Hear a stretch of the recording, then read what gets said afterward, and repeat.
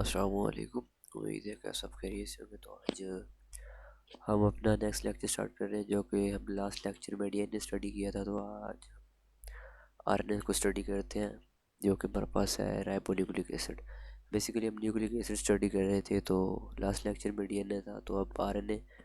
तो आरएनए क्या है कि जिस तरह हमारे पास डीएनए, उसी तरह आरएनए भी एक पॉलीमर है राइबोन्यूक्लियोटाइड्स का। तो जो आरएनए है, क्योंकि हमारे पास डीएनए डबल स्ट्रैंड था, लेकिन आरएनए मॉलिक्यूल जो है वो एक सिंगल स्ट्रैंड होता है। तो कभी कभार ये अपने ऊपर यानी कि फोल्डेड बैक होकर एक डबल हेलिक्स करेक्टर बना सकता है, लेकिन होता ये बेसिकली सिंगल हेलिक्स ही है। तो the nitrogen bases form usually, इसमें जो नाइट्रोजन बेसिस होती हैं वो कौन सी होती हैं? साइटोसिन, जिसे हम सी कहते हैं, गवानीन जी, और यूरासिल जी, और यूरासिल यू, और एडिनिन।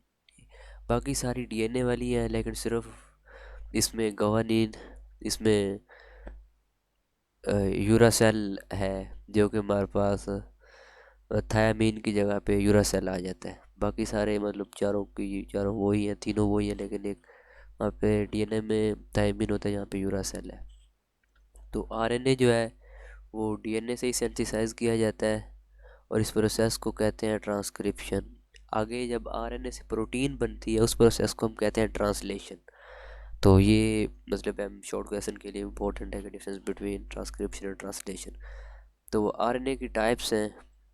बेसिकली आरएनए की 3 मेन टाइप्स हैं, और ये एक इम्पोर्टेंट लॉन्ग क्वेश्चन है कि आरएनए की टाइप्स बयान करें। फर्स्ट वन मैसेंजर आरएनए, जिसको एमआरएनए कहते हैं, ट्रांसफ़र आरएनए जिसको टीआरएनए कहते हैं, राइबोसोमल आरएनए जिसको आरएनए कहते हैं। तो ये जो तीनों टाइप्स होती हैं ये डीएनए से बनती हैं and then move out of the cytoplasm, और तब ये मतलब साइटोप्लाज्म से बाहर जाकर अपना फंक्शन परफॉर्म करते हैं। तो first type that is messenger RNA.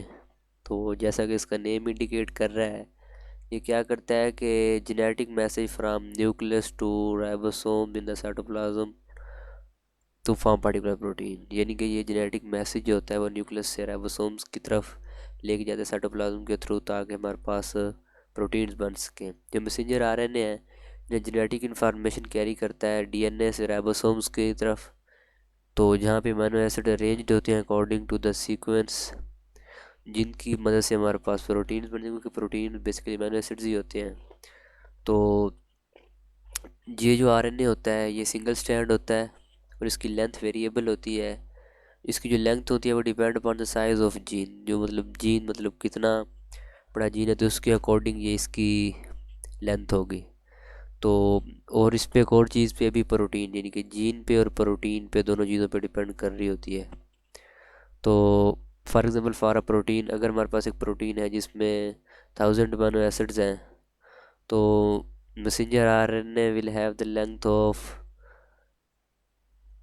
3000 nucleotides. मतलब अगर प्रोटीन में 1000 अमीनो एसिड्स हैं, तो जो आरएनए की लेंथ होगी वो 3000 न्यूक्लियोटाइड्स होंगे। और जो हमारा मैसेंजर आरएनए में 3 to 4% of the total RNA in the cell होता है। एमसीक्यूज के लिए इम्पोर्टेंट है, 3 to 4% मैसेंजर आरएनए होता है। जो हमारे पास सेकंड टाइप है दैट इज़ ट्रांसफ़र आरएनए, जिसको हम टीआरएनए भी कहते हैं। और ये 10 to 20% ऑफ द मतलब जो सेल का आरएनए होता है उसका 10 to 20% पार्ट होता है। ये ट्रांसफ़र आरएनए क्या करता है कि ये तो इसके जो मॉलिक्यूल होते हैं वो स्मॉल होते हैं, और E chain with the length of 75 to 90 nucleotides. और हर एक की जो चेन की लेंथ होती है वो 75 to 90 न्यूक्लियोटाइड्स होती है। तो ये transfer amino acid molecule to site where peptide chains are being synthesized. ये क्या है मतलब, उसने तो क्या किया कि मैसेज ले गया जेनेटिक मैसेज, और उसने प्रोटीन तक दिया। लेकिन ये क्या करता है कि ये अमीनो एसिड के जो मॉलिक्यूल्स होते हैं उनको ट्रांसफ़र करता है, ताकि हमारे पास पेप्टाइड चेन्स सिंथेसाइज हो सके। तो there is no specific transfer RNA for each message. हर मतलब वैसा नहीं होता कि हर अमीनो एसिड के लिए एक स्पेसिफिक ट्रांसफ़र आरएनए है।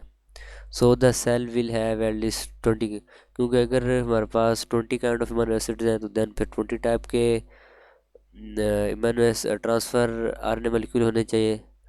तो the transfer RNA picks up amino acids and transfer then to ribosomes. तो जो हमारे पास ट्रांसफ़र आरएनए है वो अमीनो एसिड को पिक करता है और इनको राइबोसोम्स में कन्वर्ट करता है, जहाँ पे वो लिंक होके प्रोटीन बना रहे होते हैं।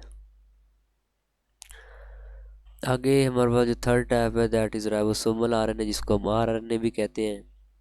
ये एक मेजर पोर्शन होता है आरएनए का और ये ऑलमोस्ट 80% टोटल आरएनए होता है। ये जो इनकी परसेंटेज है ये एमसीक्यूज़ के लिए इम्पोर्टेंट है। तो it is strongly associated with ribosomal protein. ये मतलब राइबोसोमल प्रोटीन है उनके साथ स्ट्रॉन्गली एसोसिएटेड होता है, where 40 to 50% it is present, मतलब यहाँ पे ये 40 to 50% प्रेजेंट होता है। तो ये क्या करता है, it act as a machinery for synthesis of protein. ये मतलब प्रोटीन की सेंसिस के लिए एज ए मशीनरी यूज़ हो रहा होता है। तो one of the surface of ribosome the messenger RNA and the transfer RNA molecule interact to translate the information from gene to specific protein। मतलब सरफेस के ऊपर जो हमारे पास राइबोसोम्स होते हैं और मैसेंजर आरएनए होता है वो ट्रांसफ़र यानी कि मैसेंजर आरएनए और ट्रांसफ़र आरएनए के जो मॉलिक्यूल दोनों होते हैं वो इंटरेक्ट करते हैं to translate the information from gene to specific protein, मतलब इंफॉर्मेशन को जीन से स्पेसिफिक प्रोटीन में ट्रांसफ़र करने में। तो ये हमारा ट्रांस यहाँ पे आरएनए कवर हो जाता है और कुछ इन डीएनए और आरएनए में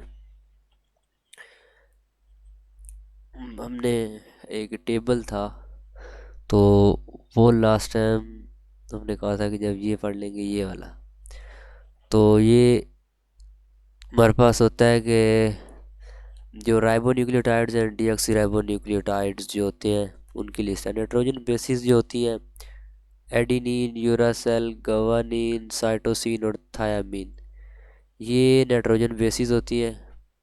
और हमारे पास जो न्यूक्लियोसाइड्स होते हैं, न्यूक्लियोसाइड कैसे बनता है, जब राइबोसोम नाइट्रोजनस बेसिस के साथ मिलते हैं, ठीक है। एडिनोसाइन, यूरिडाइन, ग्वानोसाइन और साइटोसाइन। तो न्यूक्लियोटाइड क्या है, न्यूक्लियोटाइड हमारे पास बेसिकली होता है जब राइबोसोम्स और nitrogenous bases plus phosphoric acid भी मिल जाए, तो ये एमपीए डीपी ये सारी नाइट्रोजनस न्यूक्लियोटाइड्स में आ जाते हैं। देन जो हमारे पास डीएनए है, डीएनए के न्यूक्लियोटाइड में यहाँ पे ये था कि न्यूक्लियोसाइड प्लस राइबोज शुगर थी, क्योंकि आरएनए था। जब डीएनए होगा तो डीऑक्सी राइबो न्यूक्लियोटाइड होगा या नाइट्रोजनस बेसिस जो इसमें है डी रिनोसाइन, डी ग्वानोसाइन और डी साइटोसाइन और डी थायमाइन। लेकिन जब न्यूक्लियोटाइड्स होता है, क्योंकि बस डीएनए और आरएनए में यही फ़र्क है कि उसमें जो शुगर होती है वो राइबोज शुगर होती है और डीएनए में डीऑक्सी राइबोज शुगर होती है और नाइट्रोजनस बेसिस और फास्फोरिक एसिड। और न्यूक्लियोटाइड और न्यूक्लियोसाइड में यही डिफरेंट है कि जब न्यूक्लियोसाइड होता है उसमें क्या होता है, राइबोसोम्स होता है, नाइट्रोजनस बेस होती है। लेकिन जो न्यूक्लियोटाइड होता है उसमें नाइट्रोजन बेस होती है और राइबोज शुगर होती है। अगर आरएनए होगा, डीएनए होगा तो डीऑक्सी राइबोज शुगर होगी, नाइट्रोजनस बेस होगी और फास्फोरिक एसिड होगा। न्यूक्लियोटाइड में फास्फोरिक एसिड होता है जबकि न्यूक्लियोसाइड में फास्फोरिक एसिड नहीं होता।